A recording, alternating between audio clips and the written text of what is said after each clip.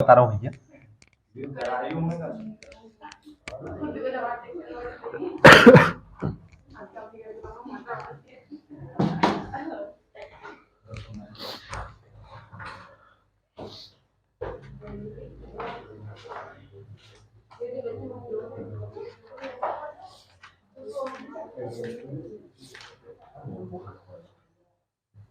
First of second दूसरे का पहला सवाल,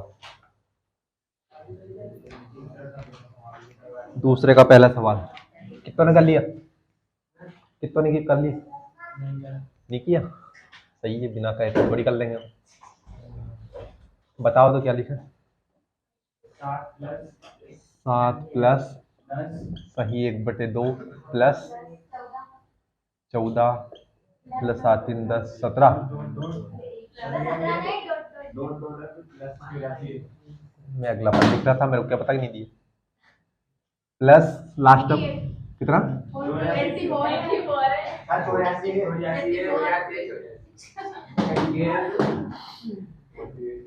भैया परमानेंट मार्कर नहीं है यार, मिटा दूंगा। अरे सारे ऐसे टूटते हैं बिल्कुल। तो बताओ क्या क्या दिया हमें? सवाल को देखना है, सवाल को पढ़ना है। सवाल का स्टेटमेंट क्या लिखा, कथन क्या लिखा है कि दी गई समांतर श्रेणी का क्या निकालना है? योगफल निकालना है। तो कैसे निकालेंगे योगफल? योगफल का सूत्र लगाकर। तो पहले हमारे पास जो जो उनका मान तो लिखेंगे। अब सूत्र कौन सा होता है? सूत्र 2 होते हैं हमारे पास। बताओ क्या क्या दिया हमें? ए दिया कितना? 7। डी दिया है कितना दिया? अब पहली बात की मिश्र भिन्न में लिखा है मिक्स्ड फ्रैक्शन, मिश्र भिन्न। तो 10 दूने 20, 20 और 1 सभी को पता होगा, इसको तोड़ना तो 21/2 में से क्या घटाएंगे? -7। अब इनके बटे में कुछ नहीं है तो मन से 1 लिख दिया हमने। डी बराबर 1 क्यों लिख दिया? क्योंकि 1 का किसी भी संख्या में गुणा या भाग करो संख्या समान रहती है। अब भैया देखो छोटी संख्या तो क्या करना है? तो क्रॉस गुणा कर लो या फिर इनका एलसीएम ले लो। बात एक ही, छोटी संख्या है तो क्रॉस गुणा कर लो। 2 एकम 2, 21 का गुणा 1 में किया तो 21 -7 दूने 14। अगर एलसीएम लोगे तो भी ये आएगा। 2 और 1 का एलसीएम कितना होता है? वही काम है। क्या करना है? जो संख्या बड़ी है उसका पहाड़ा पढ़ना है। 2 का पहाड़ा एक बार पढ़ेंगे। 2 एकम 2। मैं बता दूं आपको फिर से, 2 एकम 2। क्या 1 के पहाड़े में 2 आता है क्या? आता है। 1 दूने 2 किसको आता है? 1 का पहाड़ा। 1 एकम 1, 1 दूने 2। तो भैया 1 और 2 का एलसीएम कितना होगा? 2। फिर क्या करते हैं हम? नीचे वाली संख्या का एलसीएम में भाग देते हैं। 2 का 2 में भाग देंगे कितनी बार जाएगा? 2 बार जाएगा। 2 का 2 में भाग देंगे भैया। 2 डिवाइड बाई 2, 2 का 2 में भाग दिया कितने बार गया? 1 बार जाएगा। 0 बार किसका गया? नहीं जाएगा 0 बार। 2 एकम 2 कितने बार गया? 1 का कहां गुणा करना है? ऊपर वाली संख्या में। 21 का गुणा 1 में करेंगे तो 21 एकम 21, 20 में क्या है? माइनस। अब क्या करेंगे? एलसीएम में फिर से नीचे वाली संख्या का भाग देंगे। तो नीचे वाली संख्या कितनी है? 1, 1 दूने 2, 2 में से 2 गया तो 0 कितने बार गया? 2 बार। 2 का ऊपर वाली संख्या में गुणा, 7 दूने 14। बात मत करो भैया। तो डी बराबर 21 में से गए 14 कितने बचे? 7, 7/2। चाहो तो 2 का भाग दे दो या मत दो, लिखा रहने दो इसी, बाद में देख लेंगे। तो डी का मान कितना आ गया? 7/2 या फिर 3.5 आ जाएगा। इसके से भाग देंगे तो अभी भाग नहीं देंगे, बाद में दे लेंगे। और क्या हमारे पास? हमारे पास अंतिम पद है ए एन या फिर एल, कुछ भी कह लो। कितना है? 84, 84। यानी कि हमें ए का मान दिया हुआ है, हमें डी का मान दिया हुआ, हमें ए एन या फिर एल एन की जो अंतिम पद दिया, प्रथम पद दिया है, सार्वंतर हमने दिया नहीं था, निकाल लिया। उसके बाद एक अंतिम पद दिया। ठीक है। और क्या दिया हमें? कुछ नहीं दिया। अब देखो हमें हमें क्या निकालना है? इसका योग निकालना है। और जब तक हमारे पास समांतर श्रेणी में पदों की संख्या नहीं कि एन का मान नहीं हो तो नहीं निकाल पाएंगे। तो कहां से निकालेंगे हम? सूत्र लगा रहे। कौन सा? अंतिम पद का सूत्र हमें पता है, चूंकि। चूंकि का मतलब क्या होता है हम जानते हैं। तो चूंकि क्या होता है? एल बराबर ए प्लस एन माइनस 1 टी। इससे होगा क्या? इससे ये होगा कि हमारे पास एल का मान है, हम यहाँ रख देंगे। ए का मान है यहाँ रख देंगे, डी का मान है यहाँ रख देंगे, एन अकेला पड़ जाएगा, एन का मान आ जाएगा। तो एल कितना दिया है? 84, 84। ए कितना दिया है? 7 प्लस एन माइनस 1 गुना डी। डी का मान कितना? 7/2। 84, 7 प्लस का इस तरफ आकर बराबर n माइनस 1 गुणा 7/2। 84 में से 7 गए, कितने बचे? 77। 4 में 7 नहीं जाएगा, इस तरफ से हासिल लिया, कैरी किया। 14 में 7 गए तो 7, यहाँ पर बचा 7, 7 का 7। ये 2 कहाँ है? इस तरफ भाग में, इस तरफ कहाँ जाएगा? गुणा में। और ये 7 गुणा में है तो इस तरफ कहाँ जाएगा? कौन बचा इस तरफ? n minus 1। 7 एकम 7, 7 एकम यानी कि 11 7 77 और 11 दूने 22 बराबर n माइनस 1 माइनस का 1 इस तरफ आकर तो 22 प्लस 1 बराबर n। n बराबर कितना आ गया? 23। क्या हमें पदों की संख्या मिल गई? यानी कि n का मान हम मिल गया। यानी कि यहाँ से यहाँ तक कुल कितने पद दिए हुए हैं? 7 से 84 तक 23 पद लिखे हुए। अब हमें क्या निकालना है? इन 23 पदों का योग निकालना है। तो क्या हमारे पास अंतिम पद है क्या? तो छोटा वाला सूत्र लगा दे, तो n/2 a plus l। S N बराबर कितने पदों का योग निकालना है? 23 पदों का योग निकालना है, बराबर n/2। n का मान कितना? 23/2। a का मान 7 प्लस l का मान ये लिखा 84। करते जाओ भाग भैया। 2 एकम 2, 2 एकम 3 में से गया 2, कितना बचा? 1। 1 में भाग नहीं आएगा, लगाई दशमलव, 2 पंजे 10, कितने जाएगा? 23 में भाग दिया, 2 समझ में नहीं आया, मेरे को पता। 2 एकम 2, 2 में से 2 गया तो 0, ऊपर से कितना आया? 3। 2 एकम 2, 3 में से गया 2, बचा 1। हमें क्या करना है? शेषफल 0 पर बचाना है। अब आगे संख्या खत्म, क्या लगाएंगे?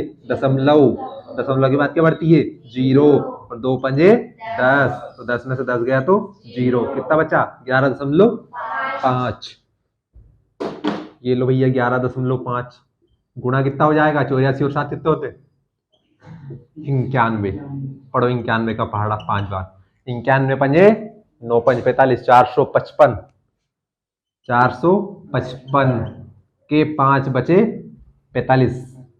91 एकम, 91 एकम पक्का? देखो आपको 91 का पढ़ा था भैया। 5 और 1 6, 9 और 4 13, कितने हुए? 136। 136 के 6 बचे 13। 91 एकम, देखो फिर से पढ़ दिया आपने पढ़ा, फिर से जोड़ लो। 3 और 1 4, 9 और 1 10, कितना बचा?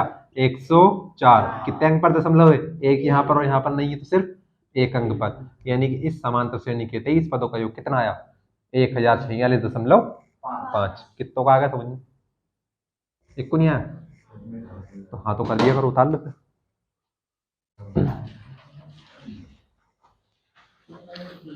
अभी आप उतार लो, फिर मैं आपको एक राज की बात बताऊं। छोटे सूत्र और बड़े सूत्र में अंतर क्या है?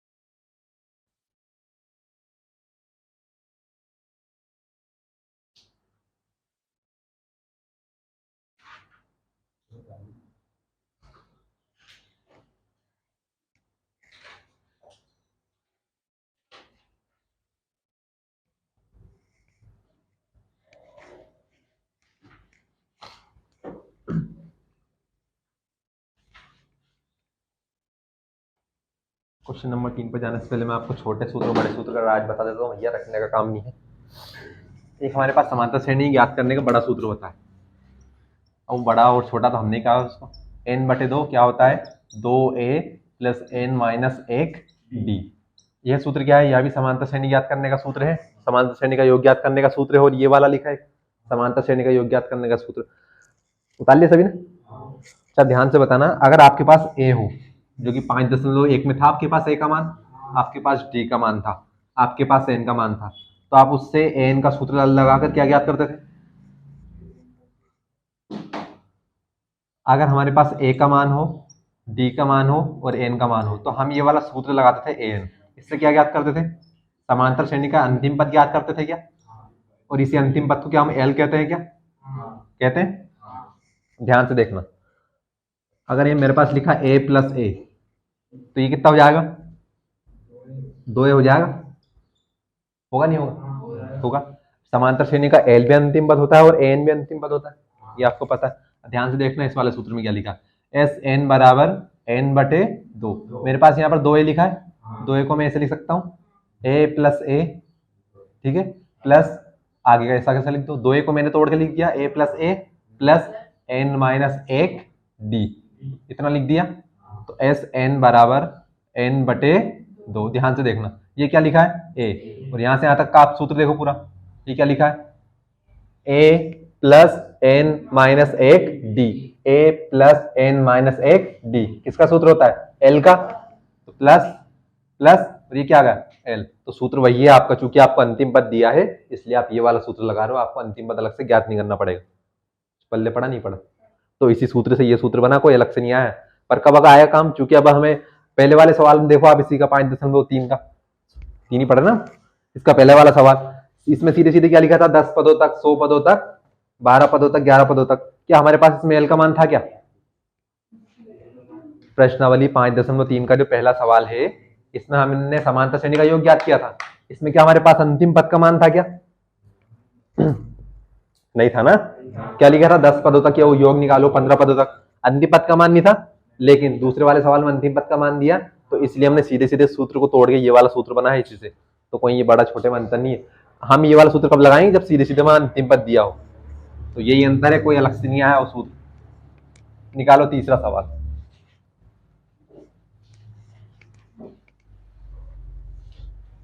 अब 2 और 2 4 होते हैं। अब उसी 4 को 3 + 1 लिख दिया है तो अलग थोड़ी बनेगा, वो 4 ही बनेगा, 3 + 1 भी बनता है ना। तो वही वाली बात है। प्रश्नावली 5.3 तीसरा सवाल। अब देखो सवाल में तो कुछ नहीं लिखा, सब सीधे सीधा अलग अलग लिखते तोड़ के दिया इन्होंने, सीधे सीधे मान दिए और पूछा है। इसका पहला सवाल सभी ने कर लिया। किस किस का 440 आंसर आया? मैंने दिया था वही सवाल दिया था, देखो बिना बताए कर लिया आपने। देखो आप कितने तेज हो, जबकि करवाया नहीं मैंने अभी एक भी सवाल, फिर भी कर लिया आपने। तो दूसरा सवाल बोलो इसका। a = 7, a 13 = 33, 35,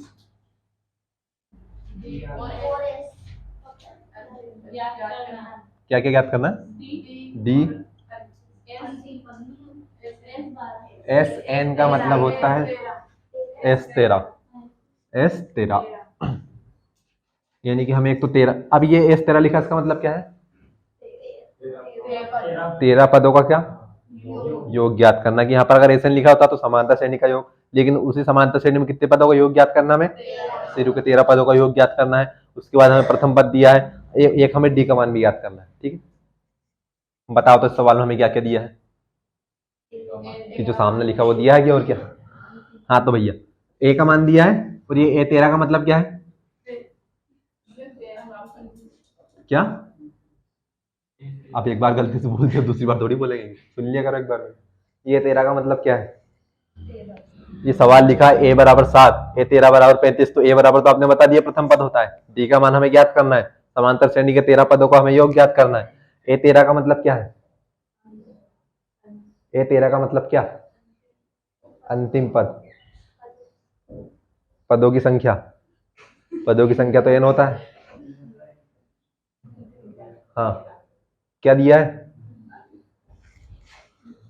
मतलब आपका ना दिमाग चलता नहीं चलता थोड़ा बहुत भी, ये तो बता दो।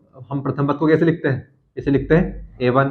चौथे पद को कैसे लिखते हैं? A4। सातवें पद को कैसे लिखते हैं? अब जरूर थोड़ी कि इनको लिखते हैं, दूसरे को भी लिखते हैं ऐसे, दूसरे पद को ऐसे, तीसरे पद को ऐसे लिखते हैं, उसके बाद पांचवें पद को ऐसे लिखते हैं, छठे पद को ऐसे लिखते हैं, तेरहवें पद को कैसे लिखते हैं, ऐसे लिखते हैं, सौवें पद को कैसे लिखते हैं, ऐसो लिखते हैं ना ऐसे, 101वें पद को कैसे लिखेंगे। तो इसका मतलब क्या है कि हमें क्या दिया है, ये क्या दिया है, 13वें पद का मान दिया है। समांतर श्रेणी का पहला पद कितना है, 7। समांतर श्रेणी का 13वां पद कितना है, 35। तो कम से कम जो पढ़ा है वो तो बता दिया करो कि क्या लिखा है। ये 13 लिखा है, 13 का मतलब क्या है कि हमें 13वें पद का मान दिया है। पदों की संख्या आ गई यहाँ पर, तो अंतिम पद आएगा। हालांकि अंतिम पद हम मान सकते हैं उसको, लेकिन उसके अलावा अंतिम पद क्लियर, उसमें क्या लिखा है, यहाँ पे क्या लिखा है, 13, मतलब कि 13वां पद। ठीक है, मैंने यहाँ पर लगाया सिंस, सिंस के लिखे सिंस के आगे लिखा A13, इसके बराबर कितना लिख दूं, A प्लस 12। अच्छा, वो किसी के मुंह से 35 नहीं निकला, क्योंकि 35 तो यहीं पे लिखा था, फिर से बार बार उसी को लिखेंगे क्या। 13वें पद का सूत्र क्या होता है, A प्लस 12D। अब चूंकि हमें पता है कि हमें 13वें पद का मान दिया है, कितना दिया है, 35। पहला पद दिया हमें 7। तो अब हम क्या करें भैया, पहला पद तो, अब चूंकि पहले पद को हम कैसे लिखते हैं, A1। A1 का सूत्र क्या होता है, A, और A का मान 7। तो क्या इससे कुछ निकला, क्या कुछ भी नहीं निकलेगा पहले पद से। तो हमें दो मान दिए, एक तो पहला पद दिया और एक 13वां पद दिया। तो पहला पद में तो हमें A का मान है ही हमारे पास, तो हम कहीं ना कहीं से जुगाड़ लगाएंगे, किसके पास से, 13वें पद से, क्योंकि यही है सवाल जो कुछ है, बस इतना ही दिया हमें सवाल में, ये दिया है और इन दोनों का हमें मान निकालना है। तो अब चूंकि इन दोनों से जुगाड़ लगानी पड़ेगी, तो इन दोनों के पास चले, तो एक के पास गए हम, तो इन्हें तो बोल दिया कि मेरा मान लो A बराबर 1, A बराबर 7। पर 13वें पद थोड़ा सा बड़ा है, क्या लिखा है, 13वें पद का सूत्र क्या होता है, A प्लस 12D। अब यहीं पर ध्यान से देखोगे आप, A13 का मान हमें दिया है, कितना दिया है, 35। A13 की जगह पर हमने 35 रख दिया। A का मान कितना दिया है, 7, तो हमने यहाँ पर 7 रख दिया। आगे क्या लगाए, प्लस 12 का तो 12 आएगा, और D का मान क्या हमारे पास है क्या, नहीं, हमें याद करना है। ध्यान से देखो, ये 7 प्लस का इस तरफ आकर, तो 35 और -7 बराबर कितने, 12D, प्लस माइनस माइनस, और 35 में से गए 7, 28। ये 35 ही है ना, ये 12D के गुणा में इस तरफ कहाँ जाएगा, भाग में। तो D का मान कितना आ गया, 28/12, 4 तिया 12, तो 4 सते 28। तो D बराबर कितना आ गया, 7/3। यानी कि सवाल में हमें दो मान याद करने थे, क्या क्या, एक तो D का मान और एक 13वें पद का योग, 13 पदों का योग। तो D का मान आ गया हमारा, ये देखो 7/3 आ गया। अब हमें क्या करना है, 13 पदों का योग ज्ञात करना है, योग ज्ञात करना है हमें, करते 13 पदों का योग ज्ञात। अब ध्यान से देखो, समांतर श्रेणी है, ठीक है, कहां से पहले पद से स्टार्ट होती। अब हमें समांतर श्रेणी में कितने पदों का योग ज्ञात करना है, 13 पदों का योग ज्ञात करना है, और हमें 13 पद का योग दिया है। तो क्या अब मैं यहाँ पर जाकर इसको अंतिम पद ही मान सकता हूँ क्या, 13 को, सॉरी 35 को मान सकता हूँ, क्योंकि हमें क्या 13वें पद का योग ज्ञात करना। अब आ गया आपका अंतिम पद, मान सकते हैं। पहला पद कितना दिया, 7, D का मान हमने निकाल ही लिया, और अंतिम पद कितना आ गया, 35। अंतिम पद 35 क्यों होगा, क्योंकि हमें कितने पदों का योग ज्ञात करना है, 13 पदों का योग ज्ञात करना। तो क्या छोटे वाला सूत्र लगा दो, फिर से ये कहने चाह रहा हूँ, SN बराबर क्या होता है, N/2 A plus L। Minus नहीं आता कहीं भी। अब ध्यान से देखना, कितने पदों का योग ज्ञात करना है, 13। तो यहाँ पर N का मान कितना हो जाएगा, पक्का होगा 13, क्योंकि पदों की संख्या कितनी है, 13 ही है। 13 पदों का योग ज्ञात करना, तो N का मान नहीं दिया फिर भी कितना हो जाएगा, 13 हो जाएगा। नहीं देते हुए कितना हो गया, 13 हो गया। बट्टे में क्या चल रहा है, 2A का मान हमें दिया 7, अंतिम पद कितना है हमारा, 35, क्योंकि 13वां पद अंतिम पद है, और वही 13/2 गुणा प्लस प्लस प्लस 35 और 7 42 बटे में 1, कुछ नहीं था, तो 2 दूने 4, 2 एकम 2। तो S13 बराबर 13 गुणा 21, 13 एकम 13, 13 दूने 26 और 1 27। तो 13 पदों का योग कितना होगा, 273।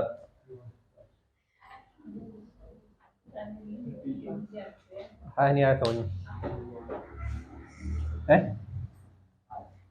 तो उतार लो, आया तो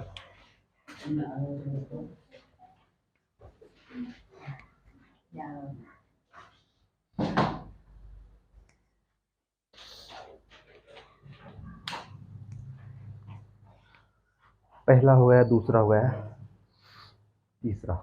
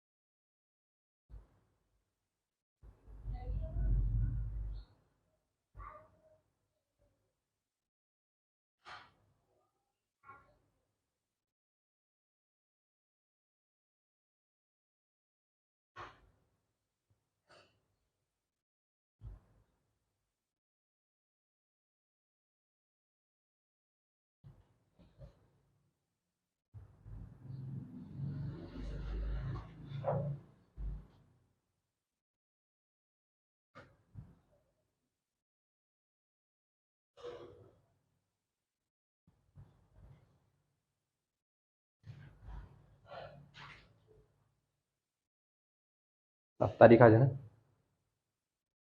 टेस्ट का तो याद ही होगा आपको, टेस्ट है आपका 1 से 5।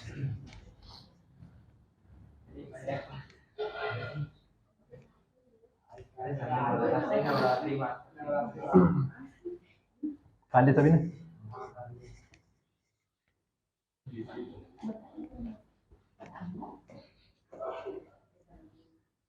सोचो भैया, टेस्ट के लिए भी आप लोग परमिशन लेनी पड़ रही है मेरे को। अब आप लोगों की परमिशन तो ली और आप सभी ने कहा कि टेस्ट ले लेना, पर समझ लेना जो भी गायब ना 100 रुपये फाइन भरना पड़ेगा सिर्फ, या फिर आने मत उस दिन के बाद से कोचिंग। तीसरा सवाल दिया हमें, क्या क्या दिया? A12 बराबर 37, D बराबर 3, A और S12, यानी कि हमें A12 का मान दिया। A12 मतलब 12 पद दिया है। उसके बाद D क्या होता है? सार्वंतर होता है, यानी कि हमें D का मान दिया है। अब देखिए जो कुछ है यही है हमारा सवाल, ठीक है। अब इससे हल करते हुए हमें क्या करना है, तो A क्या होता है? प्रथम पद निकालना, और S12 क्या होता है? समांतर श्रेणी के 12 पदों का योग निकालना। तो अब इन दोनों का मान कहाँ से निकालेंगे? इनकी मदद से निकालेंगे। अब हम भैया जाएंगे D के पास, तो D क्या है? D होता है सार्वंतर। सार्वंतर क्या होता है कि समांतर श्रेणी में, दी गई समांतर श्रेणी में लगातार पदों के बीच का अंतर समान होता है, और उसे सार्वंतर कहा जाता है, जो समान अंतर होता है उसे। तो भैया डी तो डी होता है। अब क्या इससे कुछ निकाल पाएंगे क्या? नहीं निकाल पाएंगे। तो हमें एक 12 पद दिया है, तो हम जानते हैं कि 12 पद को हम ऐसे लिख सकते हैं। कैसे? A12 बराबर A+11D लिख सकते हैं इसे। ये 12 पद का सूत्र होता है। तो इससे हुआ क्या भैया, हमारे पास जो जो मान है वो मान रखते जाओ यहाँ पर। तो हमारे पास 12 पद का मान है। 12वां पद का मान कितना दिया हमें? 37 बराबर A का मान ज्ञात करना है, नहीं, +11 D का मान दिया हमें, दिया है। तो 11 और D का में गुणा में, हमने यहाँ पर गुणा कर देंगे। तो 37 बराबर A+11 दिया 33, 33 इस तरफ प्लस का इस तरफ आकर, तो 37 माइनस 33 बराबर में 1 प्लस माइनस, तो 37 में से गए 33, कितना बचा? 4 बचा, तो ए का मान कितना आ गया 4, कि हमें ए का मान निकालना था ए का मान कितना आ गया हमारा 4 आ गया। हमें समांतर श्रेणी के 12 पदों का योग निकालना है। क्या फिर से वही बात कि हमारे पास समांतर श्रेणी का पहला पद मिल गया 4, हमें 12 पदों का योग निकालना है, 12वें पद का हमें मान दिया है कितना 37, तो क्या मैं 37 को अंतिम पद मान सकता हूँ क्या? तो इससे क्या होगा मानने से कि छोटा वाला सूत्र लगा दो, एस एन बराबर एन बटे 2 ए प्लस एल, तो एस 12 यानी कि समांतर श्रेणी के 12 पदों का योग। अब यहाँ से एन का मान कितना हो जाएगा, कि जितने पदों का योग निकाल रहे हो वही आपका एन का मान होगा, तो 12 बटे 2 मार्कर दिख रहा है आपको। पहले पद का मान कितना है 4, प्लस एल का मान कितना अंतिम पद 37, 37 इंग्लिश 2 छंगे 12, ये देखो आप S12 इक्वल 6 मल्टीप्लाई 6 गुणा 37 और 4 41 41, S12 बराबर 41 छंगे 6 के गुणा कर लो, 41 छंगे क्यों कर रहे हो, 6 कम 6 चुको 24।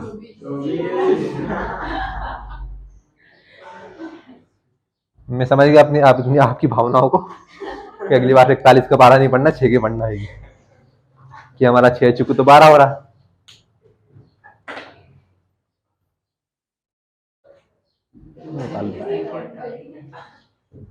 क्या हुआ,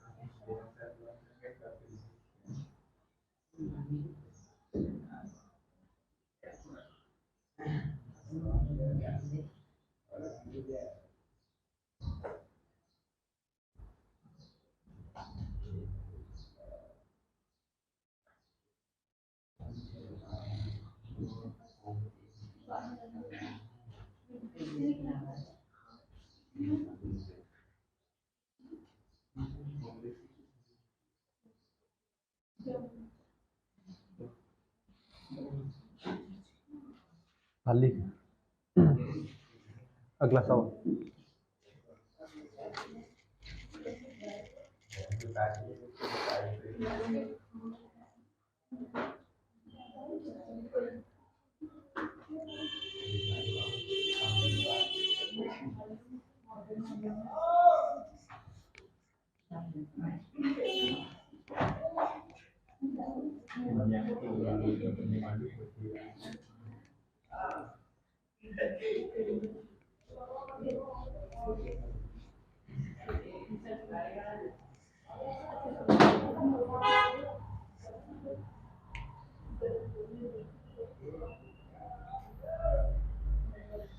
बोल देंगे क्या, बोलो।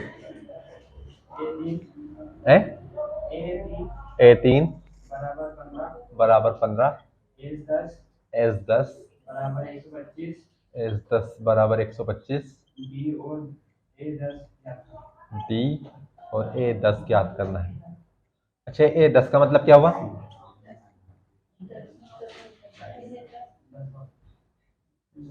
यानी कि समांतर श्रेणी का हमें 10वां पद ज्ञात करना है इस बार। अच्छा, अब एक ध्यान से देखो इस बार क्वेश्चन को। इस बार सवाल में हमें क्या दिया है?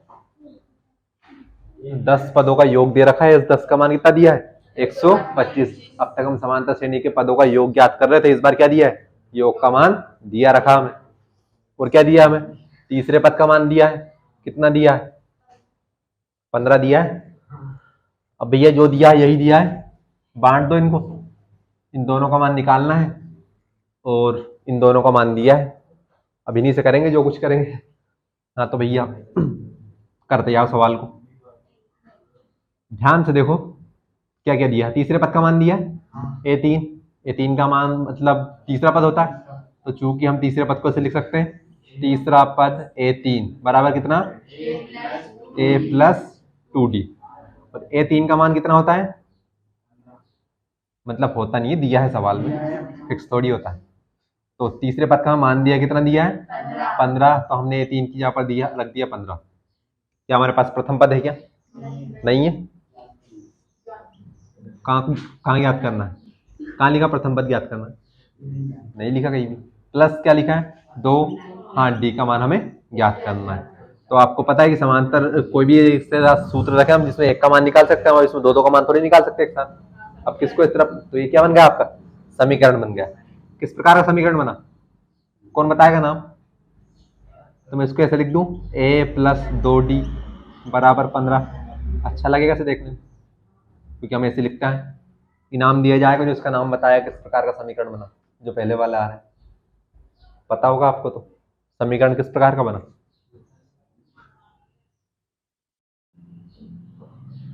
क्या कोई समीकरण का नाम बता सकता है? ऐसे सवाल आते हैं परीक्षा में, एक एक नंबर में, रिक्त स्थान में, सही विकल्प में, और मैच द कॉलम यानी कि सही जोड़ी बनाओ में। सत्य सत्य में तो नहीं आती, क्योंकि उसमें तो नाम दे रखा हो ना, मैं नाम दे दूंगा तो बता ही दोगे आप। इस वाले समीकरण को हम क्या कहेंगे? या तो मैं बहुत ज्यादा खराब पढ़ा रहा हूँ मतलब, या आप बहुत ज्यादा खराब पढ़ रहे, यही हो सकता है। इन दोनों के अलावा तो और कुछ हो नहीं सकता। ABC dot dot dot XYZ। अब बात मत करना, ठीक है?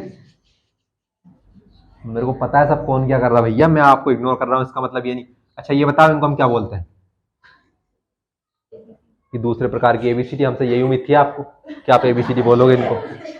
मेरे को यही उम्मीद थी, 100% मेरे को पता था कि आप इनको क्या बोलोगे। क्या है? इनको हम चर कहते हैं। चर क्या होते हैं? जिनके मान बदल सकते हैं। कि अब देखिए भैया, हम ए को क्या मानते हैं? समांतर श्रेणी में पहला पद मानते हैं। अब क्या सभी समांतर श्रेणियों में ए का मान कोई निश्चित तो हुआ नहीं? बात मत करो, बोर्ड पे जो समझा रहा हूं समझ लो। अलग अलग बैठ गई तो आप यहाँ आके बैठ जाओ। क्या है ये? तो भैया हमने देखा कि किसी समांतर श्रेणी में ए का मान 1 भी था, किसी में 2 भी था, किसी में 3 भी था, और पिछले वाले में 4 आया था हमारा। तो यानी कि चर क्या होते हैं? जिनके मान निश्चित नहीं होते हैं, बदलते रहते हैं, उन्हें हम चर कहते हैं। और ABCD से पूरी ABCD को हम लिख लें, 26 पूरे अल्फाबेट लिख दें, XYZ, उनको हम क्या कहेंगे? चर कह देंगे। कि कहीं पर XYZ बहुत सारे वाले समीकरण में आता था हमारा X, ठीक है? तो एक तो यहाँ पर क्या लिखा है? A लिखा है, एक यहाँ पर लिखा है D। तो बताओ, तो पहले ये बताओ, A की घात कितनी है? 1 है। D की घात कितनी है? 1 है। तो जिसकी घात 1 होती है वह समीकरण किस प्रकार का होता है? रैखिक समीकरण होता है। तो हम उसे बोलते हैं रैखिक समीकरण।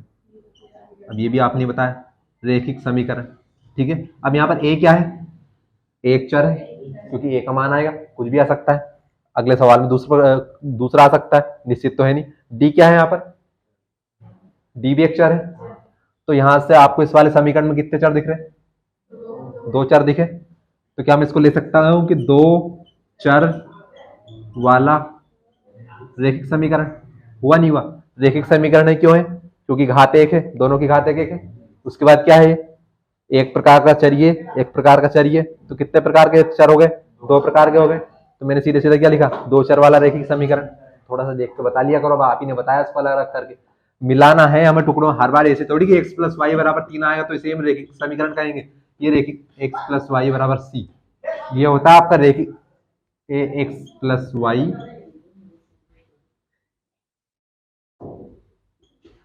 बराबर सी, ये होता है आपका रेखिक समीकरण का मानक रूप। अब यहाँ पर कुछ भी हो सकता है आपका, ए से जेड तक सारे क्या होते हैं, चर होते हैं आपके। तो यानी कि ये किस प्रकार का समीकरण है, दो चर वाला रेखिक समीकरण है। तो याद रख लिया करो इतना, कम से कम कोई पूछे तो बता तो दिया करो, क्योंकि आप पढ़ चुके हैं ये चीजें। क्या होगा, मैंने 3 मिनट इंतजार किया आपको।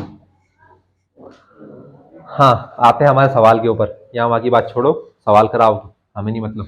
तुमने भैया इसको नाम दे दिया समीकरण ए, क्योंकि यहाँ से हमें ए और डी का मान निकालना है।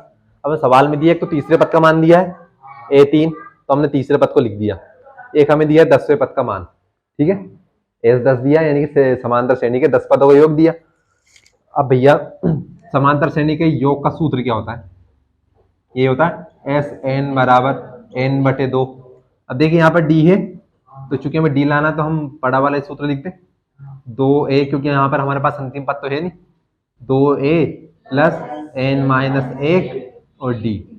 हाँ भैया ये कहाँ से आया, चूंकि लगाकर, क्योंकि हम जानते हैं, क्या जानते हैं, ये समांतर श्रेणी के पदों का योग ज्ञात करने का सूत्र होता है। अब ये सूत्र क्यों लिखा, क्योंकि हम यहाँ पर ध्यान से देखेंगे हमें कितने पदों का सूत्र योग दिया है, 10 पदों का। तो क्या मैं यहाँ पर s10 लिख दूं। अब जैसे मैं यहाँ पर s10 लिखूंगा तो यहाँ पर n का मान कितना हो जाएगा, 10 हो जाएगा। तो भैया ये होगा आपका 10/2। आगे क्या हमारे पास 2a का मान है, क्या कहाँ है a का मान, 2a प्लस क्या हमारे पास n का मान है, क्या इस वाले समीकरण के लिए तो है ना, कितना है 10 है, तो 10 माइनस का 1। क्या हमारे पास d का मान है, क्या नहीं है, याद करना है। अच्छा, क्या s10 का मान दे रखा है क्या, तो रख दो उसकी यहाँ पर। तो ये रख दिया मैंने s10 का मान 125, 2 पंजे 10, तो ये होगा आपका 5 बराबर। अब अंदर वाले को हल कर लो, तो क्या लिखा है, 2a प्लस 10 में से 1 गया तो 9 का d में गुणा किया तो 9d। ये 5 इस तरफ पूरे के गुणा में है, इस तरफ कहाँ जाएगा, भाग में। 125/5, 5 दूने 10, 12 में से गए 10, 2 और 5 25। बहुत बढ़िया, अच्छा हुआ आपका साथ नहीं हो तो 2 पंजे 25, 2 पंजे 25, 5 पंजे 25। हाँ भैया, तो कितना बचा, अच्छा इसके बराबर में कितना चल रहा था, बराबर में चल रहा था 2a प्लस का 9d। तो क्या मैं 2a को इस तरफ लिख दूं, 2a प्लस का 9d बराबर कितना 25। किस प्रकार का समीकरण, दो चर वाला रेखिक समीकरण, समीकरण नंबर 2। हमने 2 नाम कहाँ दिया था ये बताओ, आप डायरेक्ट 3 पर पहुंच गए तो है।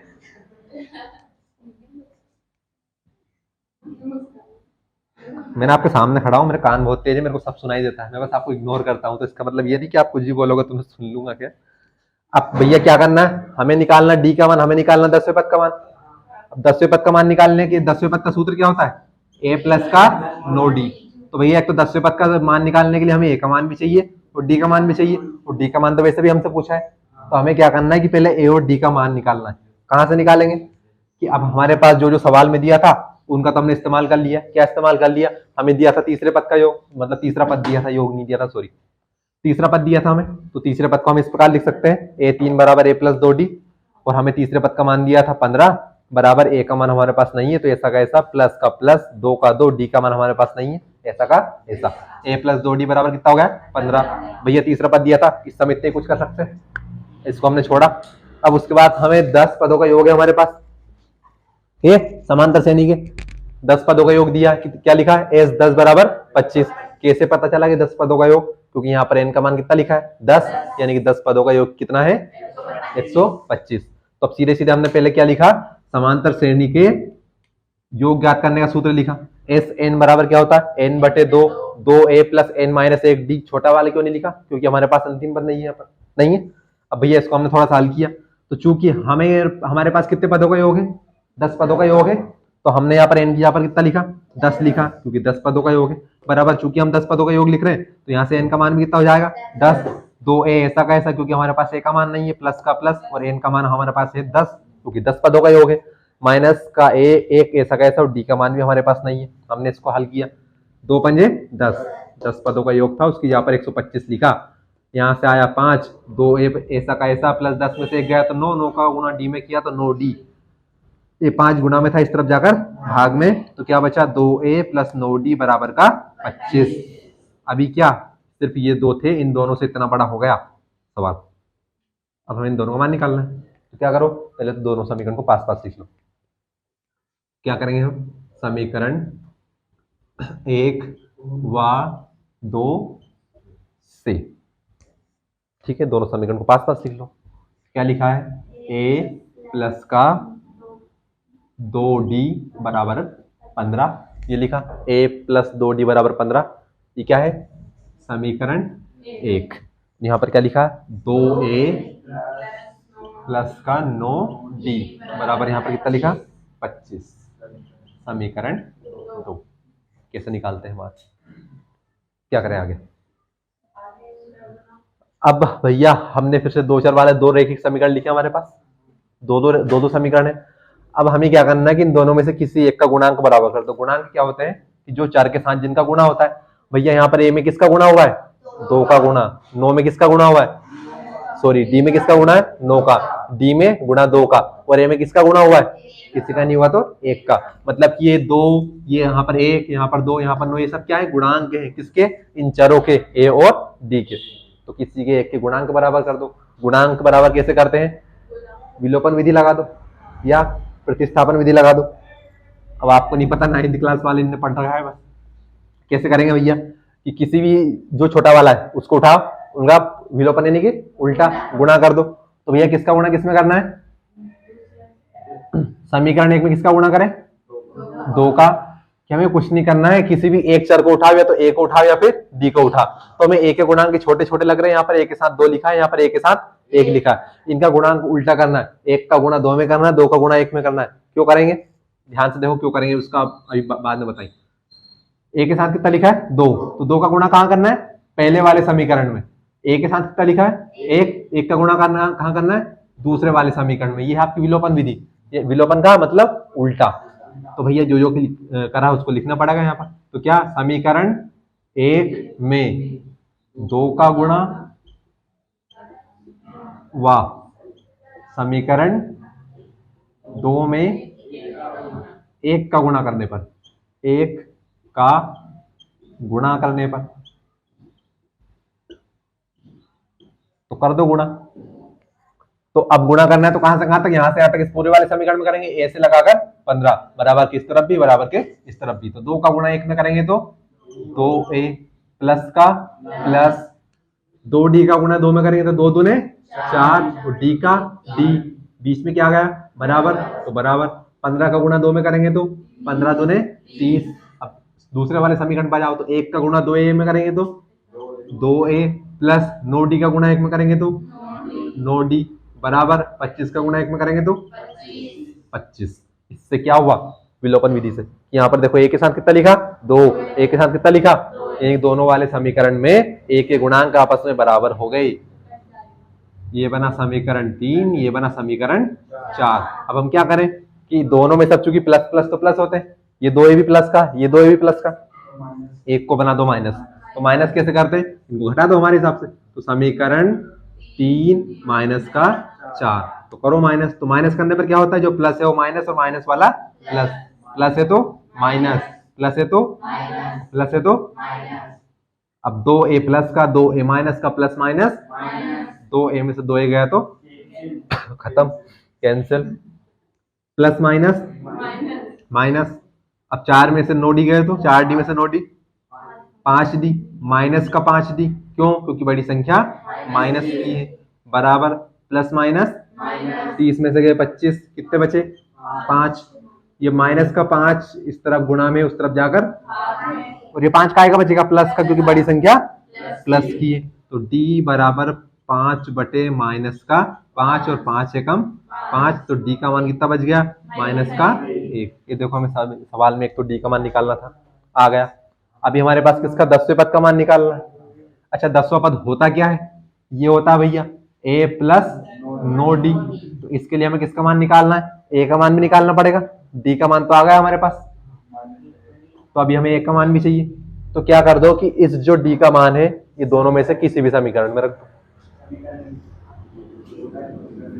तो समीकरण 1 में d का मान रखने पर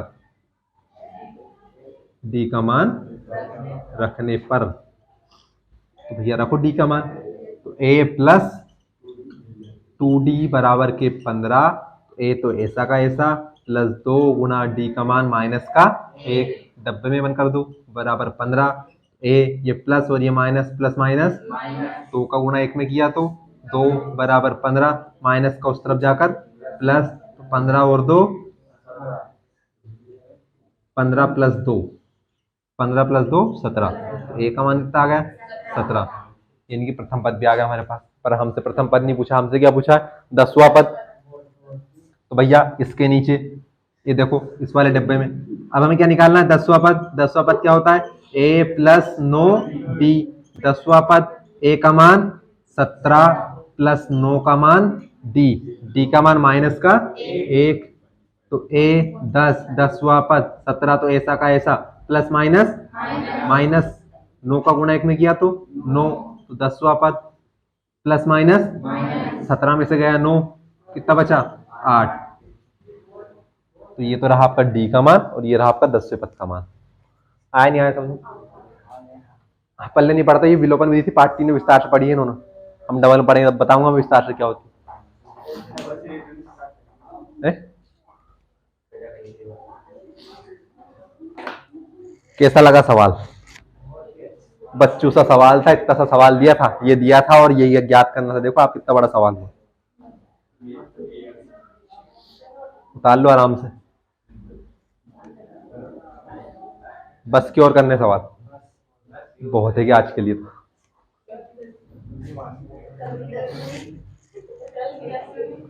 हाँ कल के 10 मिनट अभी आप उतारो, तो अभी 10 मिनट आपको उतारने में लगेंगे इसको, चिंता मत करो, मैं तो आपको 15 मिनट या 1 घंटा और पढ़ा सकता हूँ, पर अब क्या आप झेल पाओगे।